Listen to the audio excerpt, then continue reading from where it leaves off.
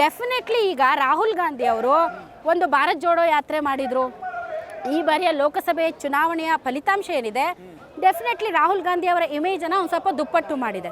So ಒಂದು ಭ್ರಷ್ಟಾಚಾರ ಮುಕ್ತವಾದಂತಹ ಒಂದು ಉತ್ತಮ ಆಡಳಿತದ ಒಂದು ಏನು ಹೇಳ್ತೀವಿ ಪ್ರಚಾರವನ್ನು ಮಾಡ್ಕೊಂಡು ಬಂದಂತಹ ರಾಹುಲ್ ಗಾಂಧಿ ಅವರು ಈಗ ಸದನದಲ್ಲಿ ಅಂದರೆ ಸಂಸತ್ತಿನಲ್ಲಿ ನಿರ್ಮಲಾ ಸೀತಾರಾಮನ್ ಅವರೇ ಹೇಳ್ತಾರೆ, ಸೊ ವಾಲ್ಮೀಕಿ ನಿಗಮದ ಹಗರಣವನ್ನು ಸ್ವತಃ ಮುಖ್ಯಮಂತ್ರಿಗಳು ಒಪ್ಕೊಂಡಿದ್ದಾರೆ, 84 ಕೋಟಿ ಭ್ರಷ್ಟಾಚಾರ ನಡೆದಿದೆ ಅಂತ ಒಪ್ಕೊಂಡಿದ್ದಾರೆ ಅಂತ ರಾಹುಲ್ ಗಾಂಧಿ ಅವರಿಗೆ ನಿರ್ಮಲಾ ಸೀತಾರಾಮನ್ ಅವರು ಅಲ್ಲಿ ಸದನದ ಒಳಗಡೆ ಚಿಮಾರಿ ಹಾಕಿದ ಮೇಲೆ ಯಾಕೆ ರಾಹುಲ್ ಗಾಂಧಿ ಅವರು ಇಂತಹ ಒಂದು ವಿಚಾರದಲ್ಲಿ ರಾಜಿ ಮಾಡ್ಕೊಳ್ತಾರೆ?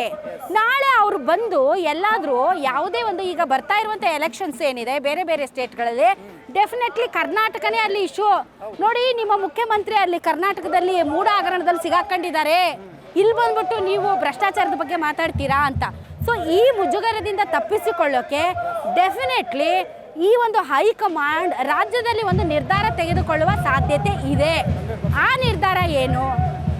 ಸಿದ್ದರಾಮಯ್ಯನವರನ್ನ ಕೆಳಗಿಳಿಸಿ ಇನ್ಯಾರನ್ನಾದ್ರೂ ಮುಖ್ಯಮಂತ್ರಿ ಮಾಡ್ತಾರಾ? ಮೇಡಮ್, ಸಿದ್ದರಾಮಯ್ಯನವರನ್ನ ಅಕಸ್ಮಾತ್ ಕೆಳಗಿಳಿಸಿದ್ರೆ ಕಾಂಗ್ರೆಸ್ ಹೈಕಮಾಂಡ್ ರಾಜ್ಯದಲ್ಲಿ ಕಾಂಗ್ರೆಸ್ ಕುಸಿದು ಬಿಡಲ್ವಾ ಅನ್ನೋದೊಂದು ಪ್ರಶ್ನೆ. ಕುಸಿದು ಬೀಳುತ್ತಾ ಇಲ್ವೋ ಗೊತ್ತಿಲ್ಲ, ಬಟ್ ಡೆಫಿನೆಟ್ಲಿ ಭ್ರಷ್ಟಾಚಾರದ ಆರೋಪ ಇದ್ದುಕೊಂಡು ಮುಂದಕ್ಕೆ ಹೋಗ್ತೀವಿ ಅಂದರೆ ಸಾಧ್ಯ ಇಲ್ಲ. ಸೊ ಇದು ಆರೋಪ ಅಷ್ಟೇ. ಆದರೆ ಈ ಥರದ ಆರೋಪಗಳನ್ನು ಇಟ್ಕೊಂಡು ಮುಂದಕ್ಕೆ ಹೋಗೋದು ಎಷ್ಟು ದೂರ ಹೋಗೋಕ್ಕಾಗುತ್ತೆ ಅಲ್ವಾ? ಸೊ ಜನ ಆರೋಪ ಇಲ್ಲದೆ ಇರುವಂತಹ ಒಬ್ಬ ಭ್ರಷ್ಟಾಚಾರ ರಹಿತ ಪ್ರಾಮಾಣಿಕ ವ್ಯಕ್ತಿ ಏನು ಹೇಳಿದ್ರು ಕೇಳಿಬಿಡ್ತಾರೆ. ನಿಮ್ಮ ಮೇಲೆ ಒಂದು ಕಪ್ಪು ಚುಕ್ಕೆ ಇದೆ ಎಂದಾಗ ಒಂದು ಸ್ವಲ್ಪ ಹಿಂದಕ್ಕೆ ಸರೀತಾರೆ. ಬಟ್ ರಾಜಕೀಯವಾಗಿ ಏನೇನೆಲ್ಲ ಆಗಬಹುದು, ಆ ಹಿಂದ ಓಟ್ಗಳು ಏನಾಗ್ಬೋದು, ಚದುರ್ತವ, BJP ಅದರ ಲಾಭ ಪಡ್ಕೊಳ್ಳುತ್ತಾ, ಅದು ಮುಂದಿನ ದಿನಗಳಲ್ಲಿ ಗೊತ್ತಾಗುತ್ತೆ. ಬಟ್ ಆದರೆ ಸಿದ್ದರಾಮಯ್ಯನವರು ಕೆಳಗಿಳಿಬೇಕಾದಂತಹ ಪರಿಸ್ಥಿತಿ ಬಂದರೆ ಸಿದ್ದರಾಮಯ್ಯನವರು ಸೂಚಿಸಿದ ವ್ಯಕ್ತಿನೇ ಆಗ್ತಾರಾ, ಅಥವಾ ಈಗ ಮುಂಚೂಣಿಯಲ್ಲಿರುವಂಥ ವ್ಯಕ್ತಿ ಯಾರಿದ್ದಾರೆ ಅವರು ಮುಖ್ಯಮಂತ್ರಿ ಆಗ್ತಾರಾ? ಅದು ಕೂಡ ತುಂಬ ದೂರದ ಮಾತು ಅಂತ ಅನಿಸುತ್ತೆ. ಆದರೆ BJP ಟ್ರೈ ಮಾಡ್ತಾ ಇರೋದು ಅದಕ್ಕೆ. ಆಮೇಲೆ ವಿಜೇಂದ್ರ ಅವ್ರು ಬಂದಮೇಲೆ ಏನಾದರೂ ಒಂದು ಇಂಪ್ಯಾಕ್ಟ್ ಮಾಡಬೇಕಲ್ಲ ಅಲ್ವಾ? ಸುಮ್ಮನೆ ಕುತ್ಕೊಳ್ಳೋಕ್ಕಂತೂ ಆಗಲ್ಲಲ್ಲ.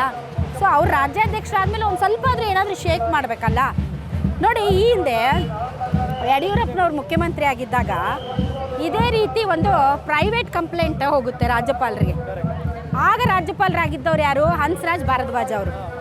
ಆಗ ಹಂಸರಾಜ್ ಭಾರದ್ವಾಜ್ ಅವರು ಇದೇ ರೀತಿ ನ್ಯಾಯಾಂಗ ತನಿಖೆಗೆ ಸಂಬಂಧಪಟ್ಟಂತೆ ಒಂದು ಮಹತ್ವದ ನಿರ್ಧಾರ ತಗೊಳ್ತಾರೆ.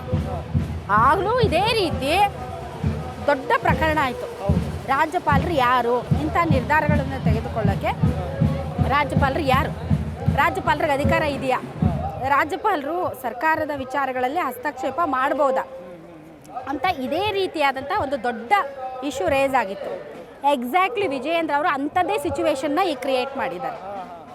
ತನ್ನ ತಂದೆಯ ವಿರುದ್ಧ ಯಾವ ರೀತಿ ರಾಜ್ಯಪಾಲರ ಅಂಗಳದಿಂದ ತನಿಖೆಯಾಗಿ ಅದು ಅವರು ಮುಖ್ಯಮಂತ್ರಿ ಸ್ಥಾನದಿಂದ ಕೆಳಗಿಳಿಯುವಂತಹ ಸಂದರ್ಭ ಒದಗಿ ಬಂತು, ಅದೇ ಸಂದರ್ಭವನ್ನು ವಿಜಯೇಂದ್ರ ಇವತ್ತು ಸೃಷ್ಟಿಸಿದ್ದಾರೆ.